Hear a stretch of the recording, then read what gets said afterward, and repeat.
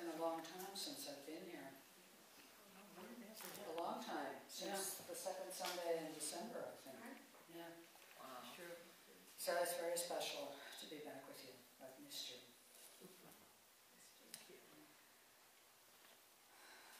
This has been a very challenging time for everyone. Whether pro or con, it has been a very challenging time. Just a few days ago, I received a letter from the UUA, from Peter Morales, who is president of the UUA, and I was asked as your minister to share it with you. And so, I will.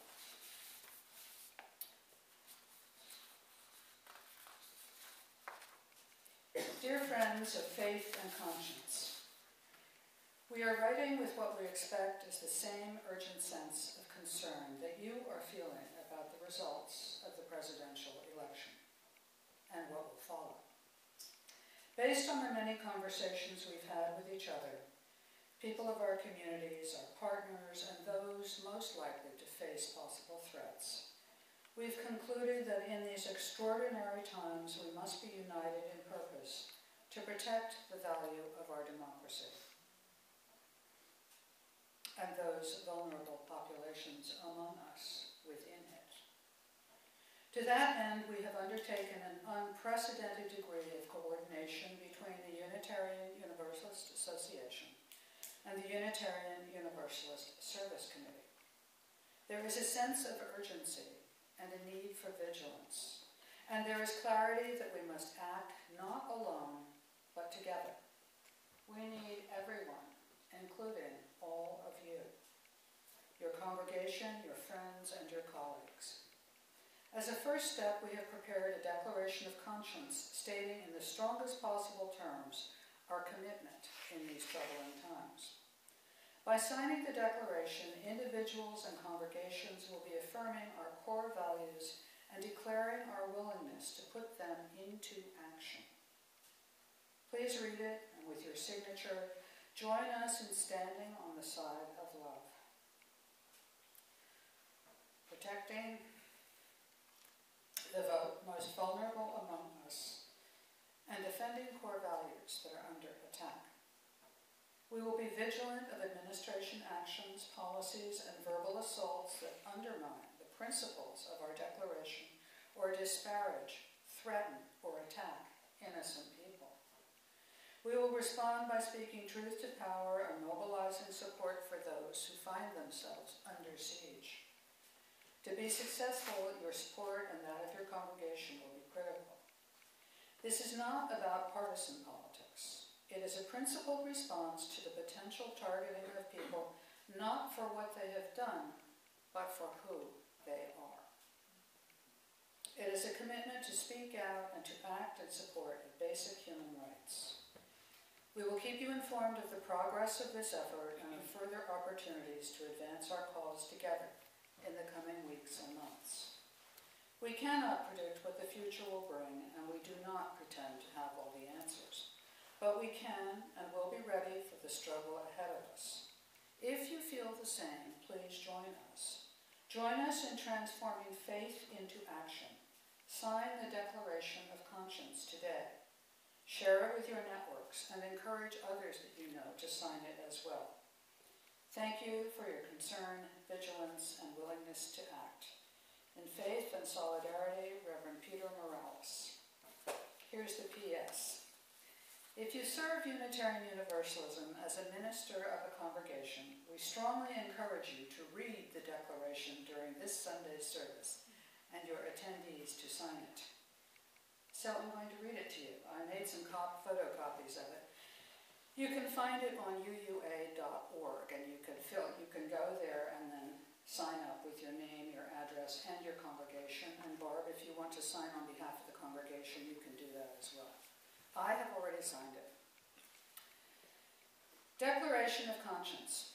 At this extraordinary time in our nation's history, we are called to affirm our profound commitment to the fundamental principles of justice, equity, and compassion, to truth and core values of American society. In the face of looming threats to immigrants, Muslims, people of color, and the LGBTQ and the rise of hate speech, harassment, and hate crimes, we affirm our belief in the inherent worth and dignity of every person. In opposition to any steps to undermine the right of every citizen to vote, or to turn back advances in access to health care and reproductive rights, we affirm our commitment to justice and compassion in human relations, and against actions to weaken or eliminate initiatives to address the threat of climate change, actions that would threaten not only our country, but the entire planet. We affirm our unyielding commitment to protect the interdependent web of all existence. We will oppose any and all unjust government actions to deport, register, discriminate, or despoil. As a people of conscience, we declare our commitment to translate our values into action as we stand on the side of love with the most vulnerable among us.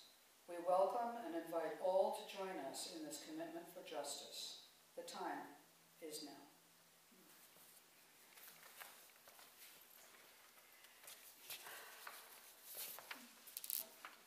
If you'd like a copy, here it is. That a number of you have marched, or that you have family members and friends who marched. Me too. My brother actually went down to Washington to march, and I was amazed. I don't think he's ever marched for anything in his life. I was registered to march in New York, but I wasn't well enough yesterday to go to New York, so I didn't. I watched a lot of it on TV, and I'm sure that you did too. Initially, I thought, I'm not going to watch this. I'm not going to watch this. It'll just give me a bad case of you-know-what, and no. But then I did, because I am a 15th generation American. And I wanted to see this moment in history, even if it wasn't one I was too thrilled about. So I did watch it, and then I started watching other channels to see if I could find any coverage of the marches on Saturday, because I had never seen an announcement about the marches on main broadcast, broadcasting networks, nothing. And I found that really infuriating, because even when there was an action about climate change in which people I knew were in DC holding hands around the White House, nothing was said about that. So often, citizens standing up or speaking out are ignored. They are ignored by the media, and the media, of course, has recently been confronted with a lot of anger by the citizenry for the way they cover and for what they choose to cover and not cover. It's certainly not an even playing field. It's also sort of funny, though, because Trump is also attacking the media. I Yes. didn't realize the general citizenry. Yes. Because, as I said yesterday, I got in the car at the library just to go home for a quick bite and see the dog. It was on NPR all the time, and I was just explaining to Nancy, it was on MSNBC. They will not, the world could end, they would not. A lot of people nowadays are saying we waited too long. The media waited too long. People who knew things that they might have said out loud did not say them out loud in a timely fashion. So here's another question. Is it true that all things come to those who wait? Or is it truer to say those who hesitate are lost? It's sometimes confusing to have to choose between these words of wisdom, isn't it? Which one applies in which situation? Well, we came through the season of Advent, which was a season of waiting. Advent comes out of the Christian tradition. It's the ancestor faith out of which we all have come. In theological terms, it's the season of waiting for both a birth and a second coming. Now, isn't that interesting on a metaphorical level if you think about what's happened now? We just had a birth on Friday. When will the second coming be? In biblical terms, it hasn't come yet. In pagan theology, as we approach the winter solstice, the shortest day of the year and the longest night, those were to be followed by the rebirth of the sun.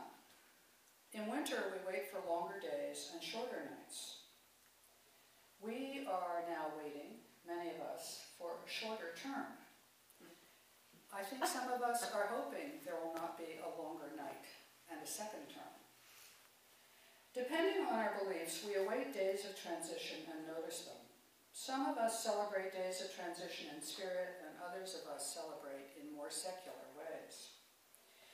In truth, of course, we wait all the time, not just in December or during Lent or Ramadan, or the days of awe. In some respects, we are living in a waiting room. We move from birth to life to death, and then. I made a list recently of things I have waited for and of occasions for which I have waited across the many years of my life. Perhaps you have waited for some of these things as well. I'm going to share some with you, and if you'd like to respond when I finish my list, please do. Waiting for the mail. Waiting for the bus and the train. Waiting for the light to change. Waiting for the doctor and the dentist who always make me wait. Waiting for a report card. Waiting for the alarm clock to go off and then hitting it. Waiting for the bell. Waiting for a lane in the swimming pool. Waiting for the show to begin. Waiting for a bathroom stall. Once again. Waiting for the water to boil. For the turkey to be done. For the coffee to be ready. Waiting for instructions. Waiting for the stitches to come out, or for the cast to come off. Waiting for someone to pick me up. I don't mean on Tinder. Waiting for someone I am picking up. And again, I don't mean Tinder. Waiting for a waiter. Waiting to get off, waiting on hold. Waiting for Godot. Right. Waiting for enlightenment. Waiting for the pain to go away. Waiting to win the lottery. Waiting for the phone to ring. Waiting for the rain to stop. Waiting for the snow to begin. Waiting for the other shoe to drop. Waiting for Prince Charming. Waiting for things to get back to normal. Waiting for an answer. Waiting to get to the end of the story. Waiting to be loved. Waiting for test results. Waiting to become pregnant. In my case, that was a really long wait. Waiting to give birth. Waiting for the full moon, the blue moon, the supermoon, any moon at all. Waiting to see the sun come up in the morning. Waiting at the airport. Waiting for Christmas. Waiting for a birthday. Waiting for death or the end. There are so many things to wait for, to dread and to hope for as we wait. Some of the waiting is sacred, awaiting the birth of a child, for example, or the death of someone we love. During this kind of waiting, we often meditate or pray. We hum, we sing, we look out the window in wonder. We are deeply aware of being alive. Some of us knit, and in my other congregation there are 5 people who knit their way through every single service. Some clean. Some do other chores and repair all the broken things that have been waiting for months to be taken care of. Some of the waiting is about rather secular activities. We don't invest a lot of feeling in that waiting. Not unless we are afraid of being deprived or disappointed by an outcome. The light won't change so we can keep hurrying. The paint won't dry in time for a second coat today. The turkey refuses to be done and the guests are getting cranky.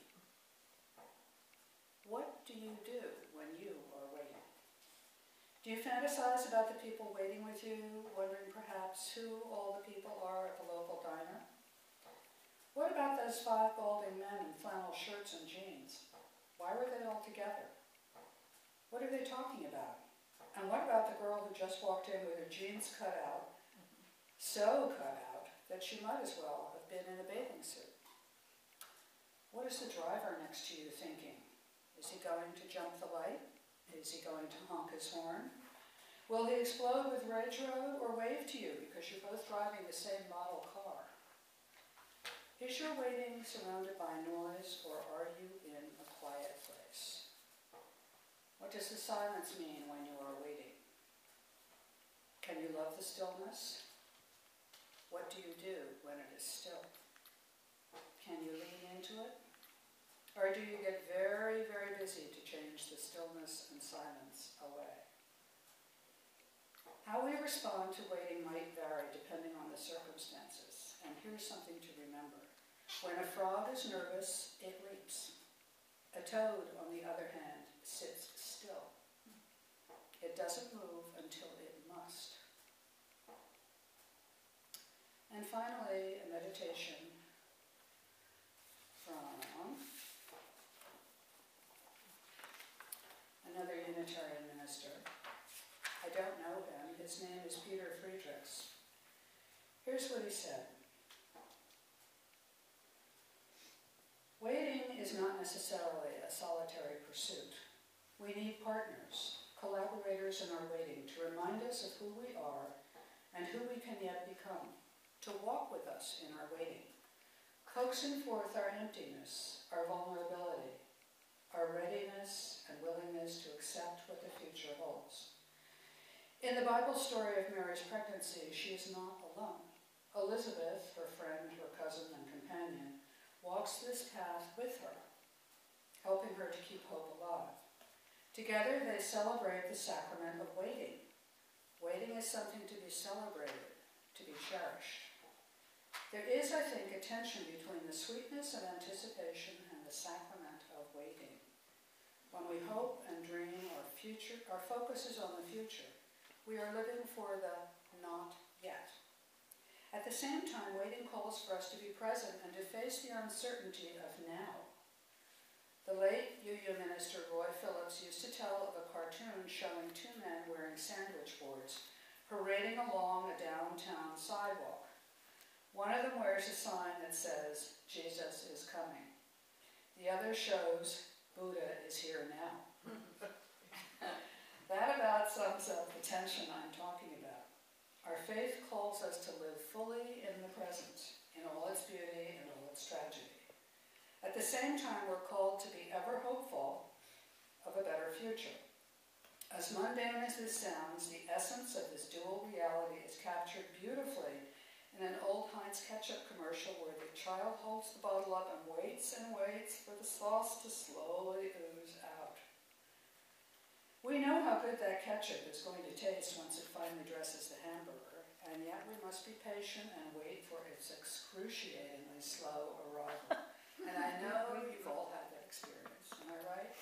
Turning a Heinz bottle upside down. Yeah. Its very gooey goodness is what makes it so slow in coming. The active waiting that Paul Tillich describes, the receiving waiting and openness, to use his words, asks us to be both intimately connected to the here and now, appreciating fully what we have in our current state, and at the same time to be fully expectant of what is to come. Hope-filled and hopeful. It's a tricky balancing act, like having one foot on the dock and the other in the canoe. Has anyone fallen into the water? Yeah. One foot on the dock and one on the dock. I watch my husband do that. Our task during this time of year and all year long is to embrace both and. Our existence involves a both and situation. To expectantly anticipate and work to form our futures, that which is to come, while we also live fully and faithfully in the present tense, embracing the darkness with passionate patience. Our hopes and our dreams are in the process of becoming. Our lives as they are precious and powerful. We must always be present to them in the here and now. Jesus is coming. Buddha is here now. Both are true. May it always be so. Blessed be.